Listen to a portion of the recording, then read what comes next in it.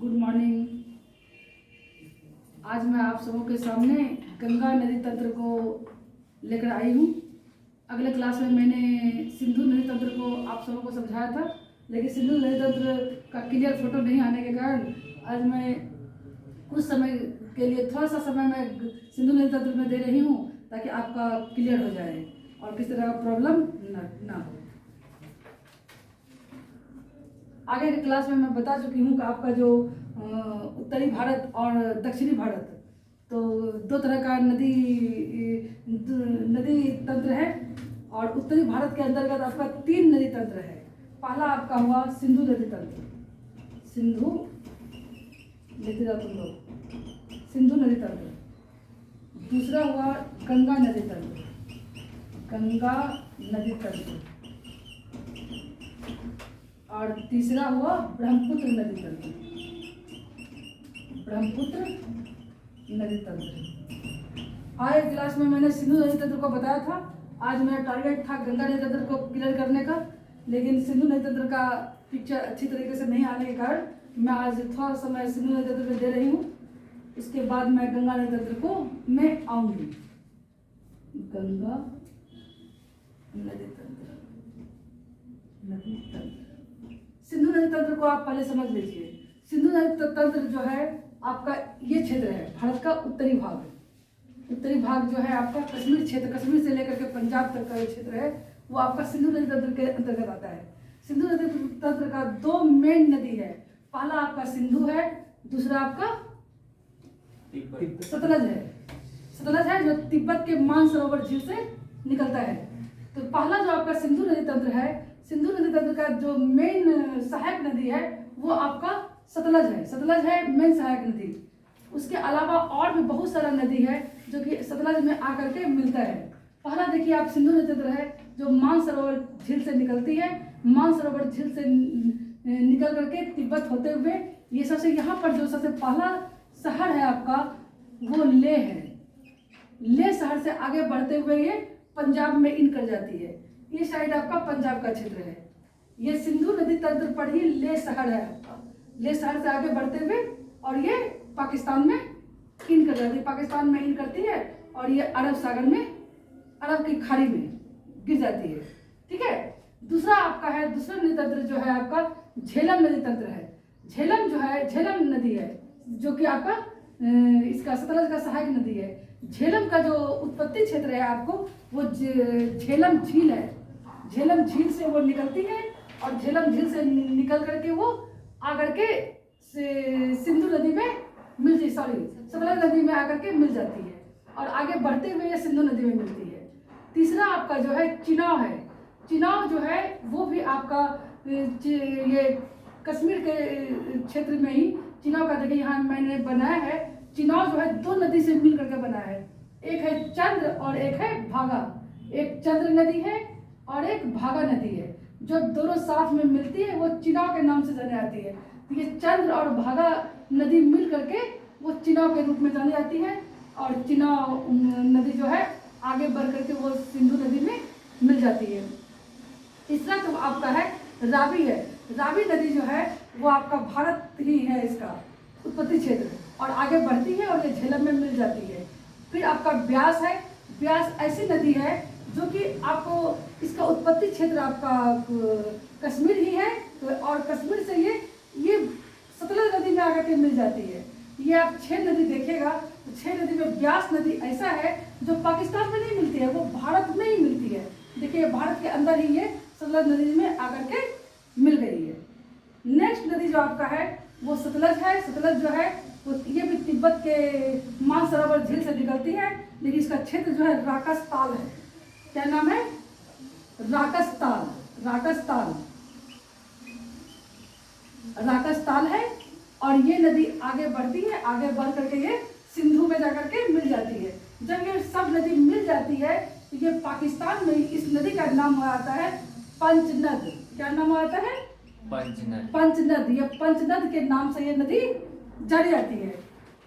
और ये सब का सब नदी अरब सागर में जाकर के गिर जाती है। अब आप इस चीज को समझ लीजिए, ये नदी अरब सागर में जाकर के गिरती है, सारा का सारा नदी और ये इसमें से दो नदी जो है मेन है आपका सिंधु और सतलज नदी जो है वो तिब्बत से होकर के निकलती है और 3 देश को क्रॉस करती है, जिसमें से आपका हो गया चीन हो गया, भारत हो गया और पाकिस्तान हो गया। अब कंपटीशन में या एग्जामिनेशन में आपको पूछ सकता है कि उत्तर भारत का जो है कौन सा 2 महत्वपूर्ण नदी है जो 3 देश से होकर गुजरती है। आप सिंधु और सतलज बोल सकते हैं। कौन सा नदी है जो एक ही देश में है उत्तरी भारत का, ये आपका ब्यास नदी में है। ब्यास नदी जो है वो आपका सतलज नदी में आकर के मिल जाती है। और जितना भी नदी है सब का सब जो है आपका पाकिस्तान में आकर के मिलती है, लेकिन ब्यास एक नदी ऐसा नदी है जो सतलज में आकर के मिलती है। क्लियर हो गया। और ब्यास और सतलज का जहां मिलती है वहीं पर जो है आपका सबसे बड़ा नहर है इंदिरा गांधी नहर, जो कि आपका राजस्थान और पाकिस्तान में सिंचाई के लिए जो है इस नहर का ये हुआ है, निर्माण हुआ है। इंदिरा जो कि जाना जाता है इंदिरा गांधी नहर के नाम से जाना जाता है। 1960 में जो है छेबो नदी को लेकर के एक समझौता हुआ, जो समझौता का नाम है सिंधु जल समझौता। कब हुआ? 1960। ठीक है। उस समय भारत का जो प्राइम मिनिस्टर था वो नेहरू था, जवाहरलाल नेहरू। और जवाहरलाल नेहरू था। और इसका था यूसुफ खान। पाकिस्तान का राष्ट्रपति था यूसुफ खान। भारत का कौन था? नेहरू। और इसका था यूसुफ खान। पाकिस्तान का इस दोनों के बीच समझौता हुआ। इस दोनों के बीच ध्यान देना, इस दोनों के बीच जो समझौता हुआ, इस दोनों के बीच में जो ये समझौता हुआ, ये सिंधु, झेलम और चिनाब, ये 3 नदी जो है, 3 नदी का 80% पानी का उपयोग आप कीजिएगा और 20% हम करेंगे और 20% पानी का उपयोग भारत करेगा। 80% पाकिस्तान करेगा और 20% भारत करेगा। कितना बोले? कौन नदी बोले हम? सिंधु, झेलम, चिनाब। कौन नदी बोले? चिनाब। ये 3 नदी जो है, ये 3 नदी, ये नदी, ये नदी और ये नदी, इसका उपयोग कौन करेगा? 80% पानी का पाकिस्तान और 20% भारत। और 3 नदी आपका तुम्हारा बचा, ये बचा रावी, ब्यास और सतलज। रावी और ब्यास, सतलज का जो 3 नदी जो है उसका 80% प्रयोग पानी भारत करेगा और 20% पाकिस्तान करेगा। लेकिन भारत जो है तीनों नदी का में से मात्र 70% पानी का उपयोग कर पा रहा है और 30% पाकिस्तान कर रहा है। समझा ना? इसके लिए बार बार कुछ ना कुछ टेंशन होता रहता है। आप 10% पानी हमको क्यों छोड़ते हैं? जब करार हुआ है 80% 80-20 का, आप 80 लीजिए, 20% दे रहे हैं तो आपको हर जाना देना होगा इसका। इसके बारे में हमेशा दोनों में डिस्कशन होता रहता है। तो ये चलता रहता है। ऐसा ही भारत पाकिस्तान ऐसा सीमा है जो कि हमेशा कुछ ना कुछ लेकर के, अच्छा हो रहा है तो उसके लिए भी टेंशन है, बुरा हो रहा है तो उसके लिए भी लेकर के टेंशन चलता है। तो उसको हम लोग को ध्यान नहीं देना, हम लोग को ध्यान देना है कौन कौन सा नदी कहाँ से निकलता है। देखिए आपको सुविधा के लिए हम दे दिए हैं, यहाँ पर लिख दिए हैं। आपका सिंधु नदी जो है मानसरोवर झील से निकलता है, पहले ही बता चुके हैं कहाँ से निकलता है, मानसरोवर झील से। झेलम नदी जो है, झेलम झील बोलिए या बैरीनाग झील। और 2 नदी है रावी और ब्यास जो है वो रोहतांग दर्रा से निकलता है। कहाँ से निकलता है? ब्यास और रावी रोहतांग दर्रा से। और सतलज नदी जो है राकस से निकलता है। चिनाब नदी जो है चंद और भागा, 2 नदी के मिलने से चिनाब नदी का निर्माण होता है। कौन कौन नदी है? चंद और भागा मिल करके चिनाब नदी बनता है। फिर से एक बार सुन लो, सिंधु नदी का क्या उत्पत्ति क्षेत्र? मानसरोवर झील। चिनाब जल्दी बोलो। चंद्र और भागा नदी मिल करके बना है। झेलम नदी का क्या है? बैरीनाग झील।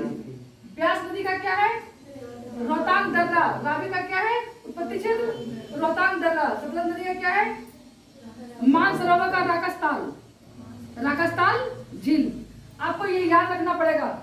और सबसे बड़ा जो विश्व का जो नहर है, इंदिरा गांधी नहर है, वो किस नदी के मिलन स्थल पर बना है? ब्यास और सतलज। ब्यास और सतलज जहाँ मिलता है वहाँ पर कौन सा नहर बना हुआ है? इंदिरा गांधी नहर। पाकिस्तान में जैसे नदी मिल जाता है तो किस नदी के नाम से, किस नाम से जाना जाता है? पंचनद। समझौता कौन सा हुआ? कौन सा समझौता हुआ 1960 में? सिंधु संधि। सिंधु नदी, सिंधु जल समझौता। जल समझौता, सही बोला, जल समझौता हुआ। किसके किसके बीच हुआ? किसके किसके बीच? नेहरू और यूसुफ खां के बीच। अब आपका ये जो है सिंधु नदी तंत्र कंप्लीट हो गया। सिंधु नदी तंत्र में इससे अधिक क्वेश्चन नहीं पूछा, अगर नहीं पूछेगा। आप लोग का जो अंडरस्टैंडिंग इंडिया का जो एग्जाम होगा उसमें इससे अधिक क्वेश्चन आप लोग का नहीं पूछेगा, इतना आप याद रखिए। अब आप आ जाइए गंगा नदी तंत्र। आपका भारत का सबसे बड़ा नदी तंत्र जो है वो गंगा नदी तंत्र है। भारत की वो सबसे लंबी नदी है। कौन सा नदी लंबी है? गंगा है। और चौड़ाई में अगर बोलिएगा तो चौड़ाई में ब्रह्मपुत्र नदी सबसे लंबी है। ठीक है, चौड़ाई में कौन सा है? ब्रह्मपुत्र नदी चौड़ाई लंबी है। ठीक है, और एशिया में अगर बोला जाएगा सबसे लंबी नदी कौन सा है तो एशिया में कौन सा लंबी नदी है? सिंधु। सिंधु नदी तंत्र जो है सबसे लंबी नदी है। विश्व में बोला जाएगा सबसे लंबी नदी कौन सा है? कौन सा है? नील नदी। नील नदी है। विश्व में सबसे चौड़ी नदी कौन सा है? तो अमेजन नदी। ठीक है, इस सबको आप लोग को याद रखना पड़ेगा। जरूरी नहीं है कि अंडरस्टैंडिंग इंडिया है तो इंडिया से रिलेटेड पूछेगा, आपका कंपेरिजन भी कर देगा किसी भी नई तंत्र से। क्लियर है? ठीक है, अब देखिए ये आपका जान लीजिए गंगा नदी तंत्र। गंगा नदी तंत्र का बोला जाता है कि वो गंगोत्री इसका उद्गम है, लेकिन गंगोत्री इसका उद्गम नहीं है। अभी आप समझिए क्या उसका उद्गम है। पहले देखिए यहाँ उत्तराखंड से जो है आपका गंगोत्री हिमालय से निकलता है, वो भागीरथी नदी निकलता है। कौन सा निकलता है? भागीरथी। भागीरथी। इस नदी का नाम क्या है? भागीरथी नदी। भागीरथी। 2-3 कलर का पेन रखिए तभी आपका हो सकेगा। और दूसरा नदी जो है जो आपका सतोपथ हिमालय से निकलता है उस नदी का नाम है अलकनंदा नदी। क्या नाम है? अलकनंदा नदी। अलकनंदा नदी। ओके, कौन कौन नदी बोले हम? भागीरथी नदी बोले। कहाँ से निकलता है? गंगोत्री हिमालय से। और अलकनंदा कहाँ से निकलती है? सतोपथ हिमालय से। अलकनंदा और सतोपथ जहां मिलती है वो स्थान आपका है देवप्रयाग। देखिए लिखा हुआ है ना? सतोपथ हिमालय से कौन सा नदी निकलती है? अलकनंदा। और गंगोत्री से भागीरथी। जो दोनों मिलती है जहां पर वो स्थान कहलाता है कौन सा? देवप्रयाग। देवप्रयाग के बाद ये नदी गंगा कहलाती है। क्या कहलाती है? गंगा। तो उत्पत्ति कहाँ हो गया गंगा का? देवप्रयाग। गंगोत्री में उत्पत्ति किसका हुआ? भागीरथी। समझ गया ना? भागीरथी का हुआ। लेकिन ये नदी जब आगे बढ़ती है ये फरक्का बैराज जहां पर है, बंगाल में फरक्का बैराज है। फरक्का बैराज के बाद 2 भाग में बढ़ जाती है। एक चली जाती है बांग्लादेश, एक चली जाती है हुगली के नाम से कोलकाता। वो हुगली कहलाती है। फिर आगे कुछ बढ़ती है हुगली से, हुगली कहला के कुछ आगे बढ़ती, कुछ दूरी रहता है, फिर ये भागीरथी नाम से हो जाती है बंगाल में। उसके बाद ये बंगाल की खाड़ी में गिर जाती है। समझ गया ना? बंगाल की खाड़ी में गिर जाती है।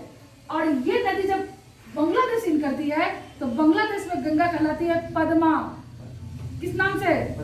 पद्मा नाम से कहलाती है। ओके, अब देखो तुम्हारा जो यहाँ कौन सा झील था? मानसरोवर झील नहीं था? यहाँ बताया ना? तो ध्यान रखो, हम तुरंत पूछेंगे। मानसरोवर झील से 3 नदी निकलती है। एक निकलती है सिंधु, दूसरा सतलज, तीसरा ब्रह्मपुत्र। अब देखो ये नदी ब्रह्मपुत्र है। समझ गया? ये नदी जब तक चीन में रहती है, चीन में ये कहलाती है सांगपो। कौन नाम से कहलाती है ना? सांगपो। जैसे ही भारत वो इन करती है वो ब्रह्मपुत्र हो जाती है। ठीक है, बांग्लादेश इन करती है तो जमुना हो जाती है। क्या होता है? जमुना नदी। और इधर जो आप तुम्हारा है, इधर से ये मेघना नदी एक आती है। कौन नदी आती है? मेघना नदी आती है और ये जा करके मिल जाती है यहाँ बांग्लादेश में किससे? जमुना से। जब जमुना से मिल जाती है तो फिर ये मेघना हो जाती है। मतलब कौन कौन नदी मिली? जमुना और मेघना मिल करके क्या बन गई? मेघना। समझ गया ना? तो थोड़ा सा हमको दिमाग को साफ रखना होगा इसको तंत्र को जानने के लिए, नहीं तो फिर मेरा क्लियर नहीं हो पाएगा। ये समझ में आ गया कि गंगा का उत्पत्ति कहाँ है, गंगा कहाँ से निकली, कैसे कैसे निकली। ठीक है, अब थोड़ा सा समझ लो। ये पहले गंगोत्री हिमानी और सतोपथ हिमानी, देखो यहाँ पर हम इसका फिगर दिया है। देखो गंगोत्री हिमानी ये है, क्या है? ये है गंगोत्री हिमानी और ये है देखो सतोपथ। ये भी आकार लिया है ना, देखो भी आकार लिया है ना। इसमें बहुत सारा ट्रिब्यूटरी है जो कि यहाँ पर हम शो नहीं कर सकते हैं। छोटा उत्तराखंड छोटा सा भाग है, ठीक है, सारा का सारा उत्तराखंड में निकलती है। इसको समझना बहुत ही जरूरी है। इसको नहीं समझिएगा तो आप नए तंत्र के बारे में नहीं लिख सकिएगा। तो अब देखो क्या है, देखो एक लिखा है सतोपथ हिमालय से कौन सा नदी निकलती है? स्पीड में बोलो। अलकनंदा बोले ना। अब गंगोत्री से कौन निकलती है? भागीरथी। जब गंगोत्री हिमालय है ना, ये भागीरथी है और ये कौन सा नदी है? अलकनंदा। जब आगे बढ़ती है देवप्रयाग से कौन नदी आती है? गंगा। अब थोड़ा सा देखो, समझो। यहाँ पर देखो ये तुम्हारा अलकनंदा मेन नदी है, ठीक है। अब अलकनंदा में बहुत सारा ट्रिब्यूटरी आकर के मिलती है। अब वो ट्रिब्यूटरी जो है, देखो ये पहला ट्रिब्यूटरी जो होता है यहाँ पर ये धौली गंगा है। कौन सा गंगा है? धौली गंगा। धौली गंगा जहाँ पर अलकनंदा से मिलती है, तो अलकनंदा है ना, ये अलकनंदा है, ठीक है। धौली गंगा जहाँ पर अलकनंदा से मिलती है वो क्षेत्र कहलाता है कौन सा? विष्णु प्रयाग। कौन क्षेत्र कहलाता है? विष्णु प्रयाग।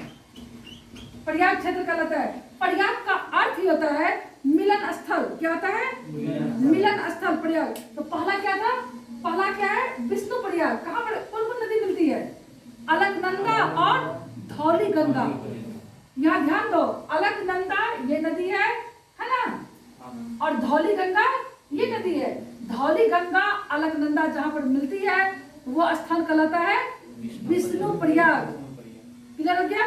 दूसरा तुम्हारा है नंदाकिनी। मंदाकिनी नहीं, क्या बोले हम? नंदाकिनी।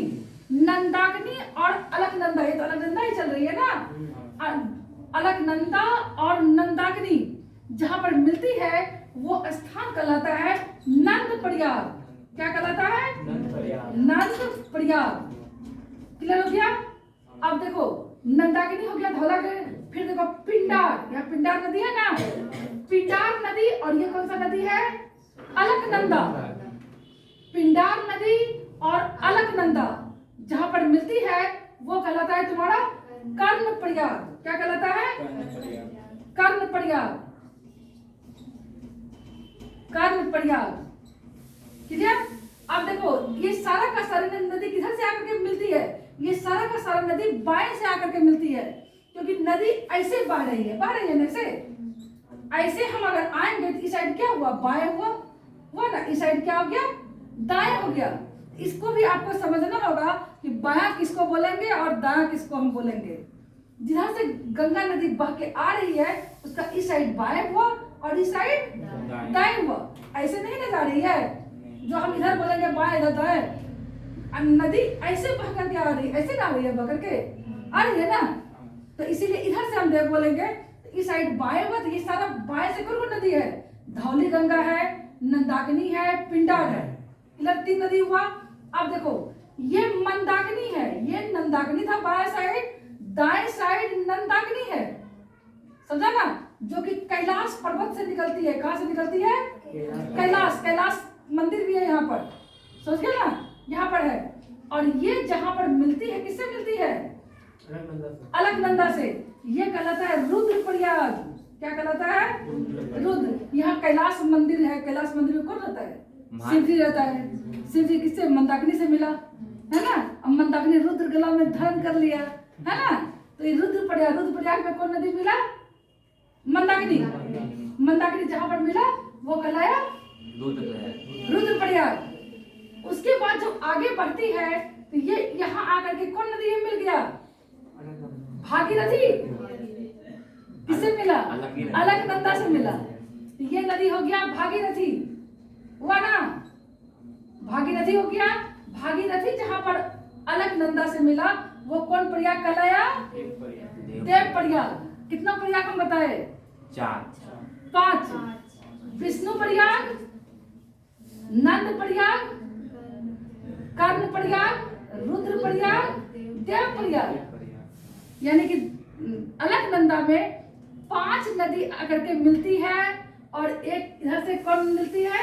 भागीरथी। तब जाकर के गंगा का निर्माण होता है। समझ गया ना?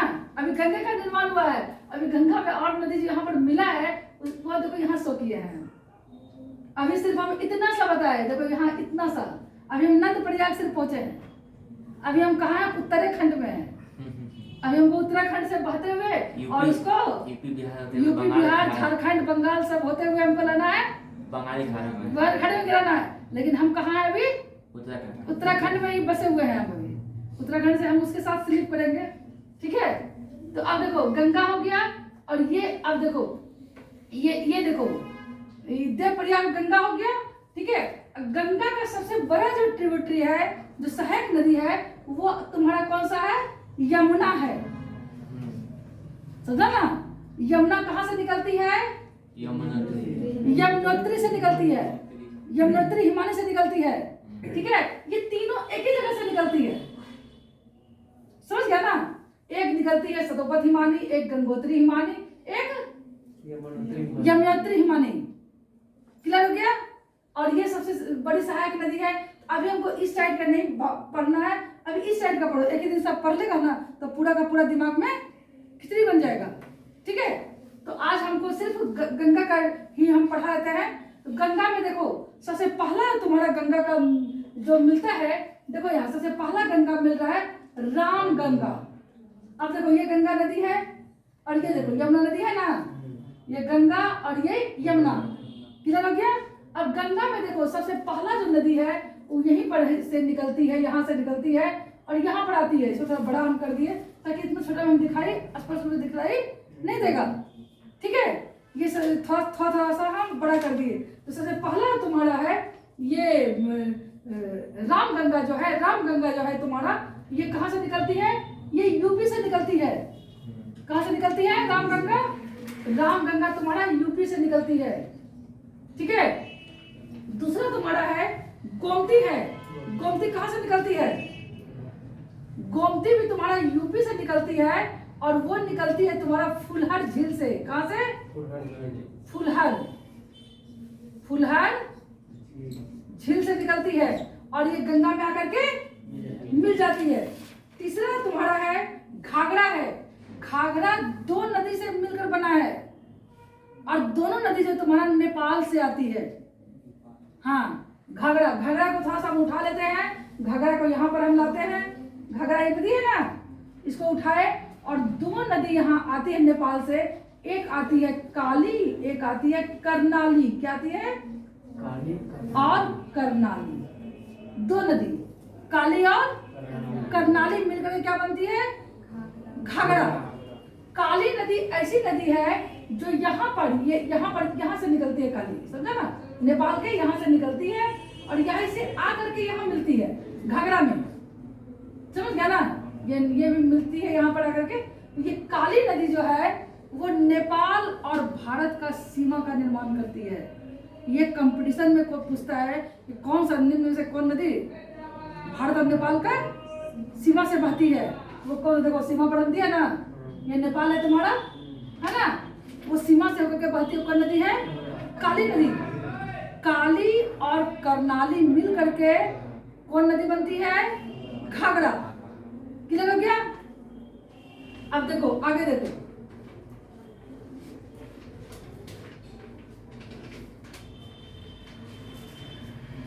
गंडक नदी है उसके बाद, है ना? ये काली और करनाली मिलकर के बनती है घाघरा। ये गंडक नदी भी जो है वो नेपाल से आती है और ये भी गंगा में आकर के मिल जाती है। फिर बूढ़ी गंगा है, ये भी तुम्हारा जो है इसमें मिलती है। ये कोसी भी है तुम्हारा, ये भी नेपाल से आती है और ये भारत में मिल जाती है। फिर देखो लास्ट में तुमको महानंदा है। महानंदा भी जो है ये भी तुम्हारा ये भारत की ही है, भारत की नदी है और ये आकर के गंगा में आकर के मिल जाती है। क्लियर हो गया? तो सबसे पहला नदी तुम्हारा राम गंगा हुआ और सबसे लास्ट का नदी तुम्हारा क्या होगा? गंगा का हो गया महानंदा। अब देखो हमारा नदी का फ्लो जो है ऐसे है ना, ऐसे है ना, ऐसे है। इधर का नदी कौन साइड का हुआ? बाया कि दाया? बाया हुआ ना। तो ये सारा का सारा आपका बाया का नदी है, बाया नदी है। आप याद कैसे रखिएगा? बोलिए। राम गंगा गोमती घाघरा गंडक बूढ़ी गंगा कोसी महानंदा आपको रट लेना है। राम गंगा गोमती गंडक घाघरा बूढ़ी गंडक कोसी और महानंदा। समझ गया ना? आपको इसको रट लेना है। अच्छा कौन नदी अब कहाँ मिलता है ये आप देखिए। ऐसा जैसे तुमको ये है राम गंगा है, राम गंगा तुम्हारा यहाँ जहाँ मिलती है वो क्षेत्र कहलाता है कन्नौज। क्या कहलाता है? कन्नौज। कन्नौज के पास आकर के यूपी में राम गंगा गंगा से जाकर के मिल जाती है। क्लियर हो गया? दूसरा देखो गोमती जहाँ पर मिलती है वो कहलाता है तुम्हारा गाजीपुर। यूपी का कौन सा क्षेत्र है? गाजीपुर। गोमती। अब देखो घाघरा जहाँ पर तुमको मिलता है वो क्षेत्र कहलाता है यहाँ पर जहाँ मिलता है ना वो कहलाता है छपरा। क्या कहलाता है? छपरा क्षेत्र। गंडक जहाँ पर मिलती है तुमको, गंडक जो कहलाता है वो कहलाता है तुमको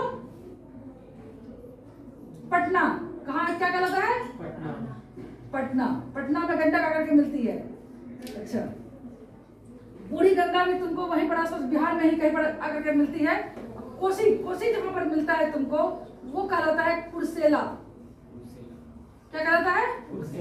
कुर्सेला के आसपास मिलती है। और महानंदा जहाँ पर मिलता है वो कहलाता है फरक्का बैराज। क्या कहलाता है? फरक्का बैराज कहलाता है। जहाँ महानंदा आकर के मिलती है वो क्या कहलाता है? फरक्का बैराज। फिर से सुन लो, राम गंगा कहाँ आकर के मिलती है? यूपी का कन्नौज। ठीक है। गोमती गाजीपुर, घाघरा छपरा, गंडक पटना, कोसी कुर्सेला, महानंदा फरक्का बैराज। यही फरक्का बैराज बनाया गया है। इसके बाद तो दो भाग में बढ़ जाती है गंगा नदी, एक हुगली में और एक पद्मा। समझा ना? हुगली ही आगे चल करके भागीरथी कहलाती है, पहले वो हुगली कहलाती है। ठीक है ना? तो इसीलिए पानी को रोकने के लिए फरक्का बैराज बनाया गया है, जिसके कारण तुमको भारत और बांग्लादेश में हमेशा कुछ ना कुछ टेंशन होता है पानी को लेकर के, क्योंकि पानी को दोनों को जरूरत है। समझा ना? पानी को यहाँ पर रोक लिया जाता है। ठीक है। जिसके कारण टेंशन होता है पानी को लेकर के, क्योंकि एग्रीकल्चर के लिए दोनों एग्रीकल्चर लैंड है। बांग्लादेश में एग्रीकल्चर लैंड है और इंडिया भी एग्रीकल्चर लैंड है। ठीक है ना? समझ गया ना? तो ये आपको फिर जा करके ये मिल जाती है। इसमें कौन सा नदी मिलता है फिर? ब्रह्मपुत्र मिलता है। कहाँ जाके मिलता है? फरक्का बैराज नहीं, जाके बांग्लादेश में पद्मा में मिल जाता है। गंगा से पद्मा हो गया ना, पद्मा में मिलता है और मिल करके क्या कहलाता है? जमुना। जमुना कहलाता है। ठीक है। उसके बाद फिर कौन सा नदी मिल जाता है? मेघना। फिर आगे जो मेघना पर ये तुमको गिर जाती है। कहाँ गिरती है? बंगाल की खाड़ी में गिरता है। और विश्व का सबसे बड़ा डेल्टा का निर्माण करता है, जो कि सुंदरबन डेल्टा के नाम से जाना जाता है, जहाँ सुंदरी वृक्ष है। सुंदरी वृक्ष का प्रधानता है। और ये जो है एक ऐसा क्षेत्र है जिसको कि मान्यता प्राप्त है, मतलब उस आरक्षित क्षेत्र में है। वर्ल्ड लेवल पर ये आरक्षित क्षेत्र में से है। क्लियर हो गया? यहाँ पर एक व्हाइट टाइगर है, बंगाल टाइगर है, जो वर्ल्ड में कहीं नहीं मिलता है, वो सुंदरबन डेल्टा में ही मिलता है। इसीलिए इस क्षेत्र को नुकसान पहुंचाना। सबसे बड़ा ऑक्सीजन का भी क्षेत्र है। समझ गया ना? इसलिए रिजर्व क्षेत्र में इसको घोषित किया गया है। अब जान लो डेल्टा क्या है। अब देखो इस तरह का नदी तंत्र बता दिया ना, इस तरफ का नदी तंत्र समझ लो। नेक्स्ट जो फिर इसका हम क्लास लेंगे, लेकिन हल्का फुल्का हम बता देते हैं। ठीक है। अभी हम बाएं साइड का बताए, बाएं साइड कौन कौन नदी तंत्र है। अब देखो दाएं से देखो, तुमको ये गंगा हुआ, ये देखो यमुना है। पहले ही बोले थे ये यमुना नदी है है ना। देखो ये क्या है, यमुना, यमुना नदी है। अब यमुना नदी का जो है 3 तुम्हारा तंत्र है। यमुना नदी कहाँ मिलती है जाकर के, यहाँ इसमें गंगा में, जो जहां पर मिलती है वो कहलाता है इलाहाबाद। क्या कहलाता है, अभी क्या कहलाता है, अभी कौन नाम से जाना जाता है, प्रयागराज। प्रयागराज, समझ गया ना। वो देखो तिकोना बन रहा है ना ऐसा करके, यहाँ पर सहारे बसा हुआ इलाहाबाद शहर, समझ गया ना। जहां पर गंगा से यमुना आकर के मिलती है वो स्थान है प्रयागराज, समझ गया ना, क्लियर हो गया। हाँ हाँ, तो यहाँ पर आकर के मिलती है। उसके बाद देखो यमुना नदी का 3 नदी है जिसको हम उस दिन बताए थे, केबीसी के नाम से याद रखना, केन, बेतवा, चंबल। केन, बेतवा, चंबल, तीनों नदी एमपी से निकलती है। इसको नेक्स्ट डे हम बताएंगे। एक और ट्रिब्यूटरी है गंगा का जो कि सोन नदी है, सोन नदी है, और ये अमरकंटक से निकलता है। कहाँ से निकलता है, अमरकंटक, अमरकंटक से होकर के ये निकलता है। और अमरकंटक जो है तुम्हारा मध्य प्रदेश छत्तीसगढ़ का ये बॉर्डर है। क्या है, मध्य प्रदेश और छत्तीसगढ़ का बॉर्डर है, ठीक है। अमरकंटक, अमरकंटक से होकर के गुजरता है। उसके बाद जो है, और हुगली का जो ट्रिब्यूटरी एक है वो दामोदर है, जो छोटानागपुर पठार से निकलता है, समझ गया ना। कहाँ से निकलता है, छोटानागपुर पठार से निकलता है, जो हुगली में आकर के मिलता है, और हुगली से फिर वो बंगाल की खाड़ी में गिर जाता है। क्लियर हो गया ना। स्वर्ण रेखा भी करना। हाँ, और भी है। हम तो अभी बोल रहे हैं ना, ये जो तुम्हारा दाया साइड का नदी तंत्र है, इसको हम नेक्स्ट क्लास में लेंगे। आज लेंगे तुम लोग का सारा खिचड़ी हो जाएगा। पहले तुम लोग इसको पूरा का पूरा सिंधु नदी तंत्र को समझो। गंगा नदी तंत्र का जो बाया साइड का नदी है उसमें बहुत सारा ट्रिब्यूटरी है ना। इसको आप समझिए बढ़िया से, तभी आप इस साइड का ही बता देंगे तो सारा का सारा नदी दिमाग से हट जाएगा। क्लियर। आपको 1 सप्ताह का टाइम, 1 सप्ताह के बाद फिर क्लास होता है ना, तो इसलिए आप 1 सप्ताह में इसको पर डे आप नहीं देखिएगा तो सारा खाली परीक्षा में पास होगा, कंपटीशन में कोई भी फायदा नहीं होगा। इसीलिए इसको जो चीज समझो, थोड़ा ही पढ़ना है लेकिन उसको समझ जाना है बस। ज्यादा पढ़ने के लिए क्या है, उस सर्टिफिकेट क्या होता है, वो बक्सा का शोभा है ना, वो मेरे को काम का नहीं है। मतलब ऐसा पढ़ो कि हम किसी को पढ़ा सके। क्लियर हो गया। तो आपको इसी तरह पढ़ना है कि हम किसी को नॉलेज दे सके। सर्टिफिकेट दिखावा होता है, सबसे बड़ा नॉलेज होता है जिसको आप किसी के सामने अपना शो कर सकते हैं कि मेरा क्या क्वालिटी है, देखिए, समझ गया ना। तो इसीलिए आप बढ़िया से पढ़िए। तो ये जान गया तुम लोग। एक बार फिर से हम बताते हैं, सिंधु नदी तंत्र का देख लो। सिंधु नदी का तंत्र का मेन नदी तो सिंधु और सतलज नदी है। सिंधु नदी का जो है पहला है सिंधु, उसके बाद क्या है, झेलम है, उसके बाद क्या है, चिनाब, रावी, ब्यास और सतलज। जो 3 नदी तंत्र का 80% पानी पाकिस्तान यूज करता है वो सिंधु, झेलम, चिनाब है, और 80% तीन नदी का पानी भारत यूज करता है जो कि रावी, ब्यास और सतलज है। जिसमें से सिंधु, सतलज और ब्रह्मपुत्र 3 नदी ऐसा नदी है जो मानसरोवर झील से निकलता है। हो गया। ब्रह्मपुत्र नदी को तिब्बत में या चीन में क्या बोलता है, सांगपो। ब्रह्मपुत्र को भारत में ब्रह्मपुत्र बोला जाता है, और इसको जाकर के बांग्लादेश में उसको जमुना बोला जाता है। हाँ, जमुना। ठीक है, क्लियर हो गया। गंगा जमुना फिल्म में बना था इस पर, ठीक, समझ गया ना। तुम्हारा जो ये ब्यास और सतलज नदी है उस पर वर्ल्ड का सबसे बड़ा नहर बना हुआ है जो कि क्या कहलाता है, इंदिरा गांधी नहर। क्लियर हो गया। सबसे ऊंचा नहर भी है। हाँ, सबसे ऊंचा नहर भी है, ठीक बोला। और ये जो 5 नदी जब मिलता है सिंधु नदी से, ये क्या कहलाता है, पाकिस्तान जाकर के पंचनद, और आगे बढ़ते हुए ये अरब सागर में मिल जाता है। क्लियर हो गया, कोई दिक्कत नहीं है किसी को। अब देखो तुम लोग को अभी हम बताएं कि ये सिंधु नदी में ये गंगा नदी तंत्र जो है सबका सब बंगाली खाड़ी में गिरता है। तो खाड़ी क्या है, खाड़ी और डेल्टा क्या है, इसको हम बताते हैं। इसको थोड़ा सा मिटा देते हैं ताकि जो तुम लोग को और क्लियर कर सके, इसको बता दें। ये भी जान लो, सिंधु का जो उद्गम है वो मानसरोवर झील है, झेलम का उद्गम बैरीनाग झील है, रावी का उद्गम रोहतांग दर्रा है, ब्यास का उद्गम रोहतांग दर्रा, सतलज का राकास्ताल झील। और चिनाव का क्या है, दो नदी मिलकर के बना है, चंद्र और भागा। समझ गया ना, सबका आवाज एक साथ निकलेगा तभी तुम लोग समझे, कुछ समझा तुम लोग। उसके बाद जो है तुम्हारा चंद्र और भागा दो नदी से मिलकर के बना है। ये क्लियर हो गया। अब देखो डेल्टा क्या है, ये मिटा दिए हम। देखो इसका जब निर्माण होता है, ये बंगाल की खाड़ी में जब गिरता है वो, तो वो इस तरह निर्माण, इस तरह का है, इस तरह। देखो इस तरह गंगा जब पद्मा के रूप में जब बंगाल की खाड़ी में गिरता है, इस तरह गिरता है। तो देखो जब हमारा ये मान लो कि ये पहाड़ है, ये पहाड़ से निकला, नदी निकला, तो जब पहाड़ से ऊंचाई से वो निकला तो वो सब कुछ मलबा को लेते हुए निकलता है ना, क्योंकि उसमें कटाव भी रहता है, कटाव रहता है और उसका रफ्तार भी तेज रहता है, क्योंकि गुरुत्वाकर्षण शक्ति कहाँ है। जैसे जैसे कोई भी असंगठित पदार्थ जब गिरता है तो वो नीचे की ओर गिरता है, समझे ना, तो ग्रेविटी उसको खींच रहा है, इसलिए वो स्पीड में नीचे की ओर आता है। लेकिन जैसे ही वो तुम्हारा हरिद्वार के पास से वो मैदानी क्षेत्र में आता है गंगा, और उसका स्पीड धीरे धीरे कम होना शुरू होता है।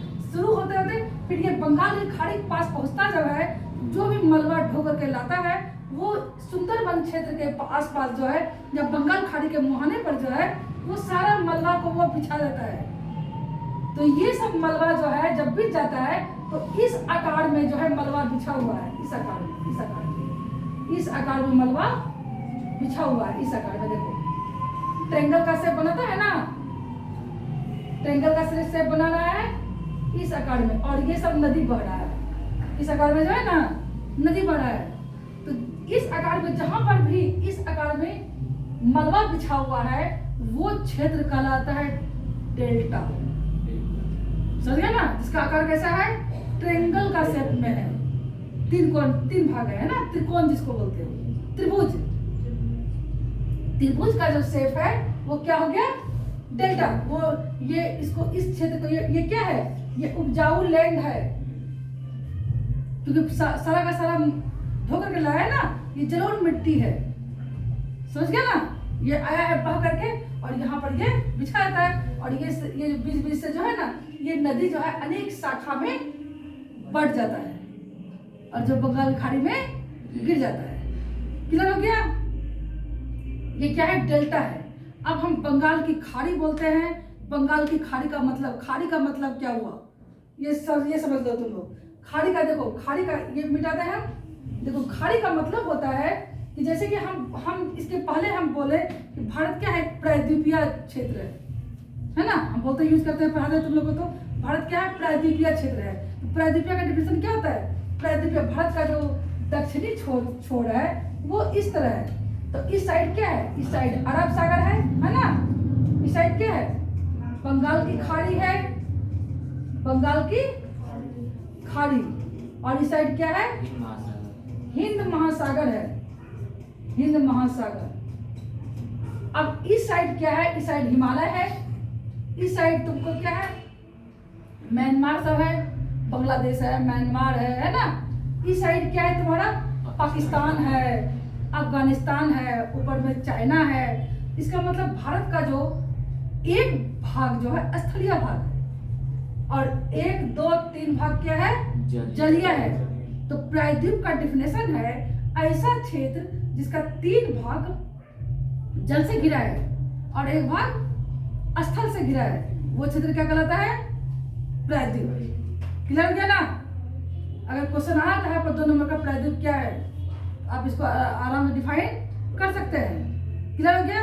अब खाड़ी क्या है, खाड़ी का यूज किया हम, बंगाल की खाड़ी। बंगाल की खाड़ी क्या है पूछ देगा, तो बंगाल का इसका उल्टा है, समझ गया ना, इसका क्या है, उल्टा है। ठीक है। तो बंगाल का खाड़ी जो है वो तुम देखिए, देखो ये क्षेत्र, ये बंगाल का खाड़ी है ना, ये क्षेत्र। अब देखो ये क्षेत्र जो है, ये यहाँ पानी घुस गया है, पानी घुस गया है ना बंगाल खाड़ी में। बांग्लादेश यहाँ मतलब अगर समुद्र का तली थोड़ा सा ऊपर हो जाए तो सबसे पहले बांग्लादेश डूब जाएगा। ये पानी घुसा हुआ है, ये घुसा हुआ है, देखो यहाँ भी एक गड्ढा है ना, यहाँ भी घुसा हुआ है पानी। ये सब क्षेत्र में जो है पानी घुसा हुआ, यानी कि 3 भाग पानी है स्थल है, स्थल से घिरा हुआ है, और एक भाग पानी से घिरा हुआ है। उसका 3 भाग स्थल से घिरा हुआ है। ये जब बीच में घुस गया तो क्या हो गया, स्थल से हो गया ना, हो गया स्थल से 3 भाग घिरा हुआ, और एक भाग पानी से घिरा हुआ है, तो वो क्षेत्र खाड़ी कहलाता है। समझा ना? यहाँ का भी वही हाल है, देखो है ना, ये जल है ना, ये भी खाड़ी, खंबात की खाड़ी कहलाता है। ठीक है, ये बंगाल का खाड़ी कहलाता है, ये घुसा हुआ है, ये बंगाल का खाड़ी कहलाता है। क्लियर हो गया ना?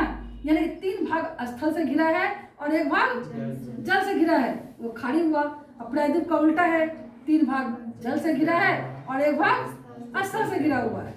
डेल्टा है ऐसा नदी का मुहाना जहाँ की मलबा जो है वो ट्रेंगल के शेप में है, त्रिभुजाकार है, तो वो क्या कहलाता है, वो क्षेत्र क्या कहलाता है, डेल्टा कहलाता है। आसान जवाब हो गया ना? कोई दिक्कत है किसी को? बोलो। अब तुम लोग बता दो, हम समझ गए, तभी समझ गए, तू समझ गए गंगा का निर्माण कौन 2 नदी मिलकर के बना? जल्दी बोलो, गंगा का निर्माण कौन सा 2 नदी मिलने से बना? अलकनंदा और यमुना। भागीरथी। खा गया ना? तुरंत पढ़ा है, तुरंत में भूल गई, कैसे याद होगा बताओ? अलकनंदा यहाँ तुरंत बताए, अलकनंदा और यहाँ पर अलकनंदा और भागीरथी कहाँ पर मिलता है? देवप्रयाग। देवप्रयाग के बाद क्या कहलाता है? गंगा। क्लियर हो गया? नहीं हुआ क्लियर? गंगा का सबसे बड़ा सहायक नदी यमुना। यमुना। गंगा के देखो है ना सबसे बड़ा सहायक नदी, सबसे बड़ा सहायक नदी क्या है? यमुना। गंगा कौन 2 नदी मिलकर बना? भागीरथी और अलकनंदा। अलकनंदा में कितना प्रयाग है? 5 प्रयाग है। कौन कौन प्रयाग है? विष्णु प्रयाग, सबसे ऊपर विष्णु है ना, नंद प्रयाग, नंद बाबा, उसके बाद कर्ण प्रयाग, उसके बाद रुद्र प्रयाग, उसके बाद देव प्रयाग। विष्णु, नंद, कर्ण, रुद्र, देव। याद हुआ? विष्णु प्रयाग में कौन नदी मिला? अलकनंदा और धौली गंगा मिला है। नंद प्रयाग में नंदाकिनी, उसमें भी बोले थे नंद प्रयाग में नंदाकिनी, उसके बाद कर्ण प्रयाग में पिंडार, रुद्र प्रयाग में मंदाकिनी, विष्णु प्रयाग में देव प्रयाग में भागीरथी। भागीरथी अलकनंदा मिल गया, गंगा हो गया। उसके बाद जब कौन सा नदी इन करती है? गंगा। गंगा में गंगा का बोलो, रामगंगा, गोमती, उसके बाद घाघरा, गंडक, कोसी, अब वो जो भी है बीच में तो महत्वपूर्ण नदी नहीं है। उसके बाद महानंदा, लास्ट नदी है महानंदा। उसके बाद से 2 भाग में बढ़ जाती है, एक पद्मा हो जाती है और एक हुगली हो जाती है। हुगली का सबसे बड़ा सहायक नदी दामोदर। फिगर को याद रखो ना, फिगर जो बनाए ना, तो फिगर के बिना तुम्हारा काम होने वाला नहीं है। कितना रट लो, काम नहीं होगा। जो भी इस क्लास को मिस करेगा वो याद नहीं, याद करने से याद होगा? बताओ।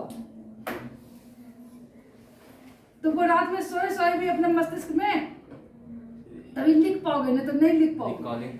हाँ, बार बार उसको रिपीट करना होगा दिमाग में, सोए एक नदी नहीं ना है। हाँ ठीक है, क्लियर हो गया ना? उसके बाद ये वाला नदी जो है आपका नेक्स्ट क्लास में होगा, इतना सा आप रहने दीजिए। ओके, ठीक है।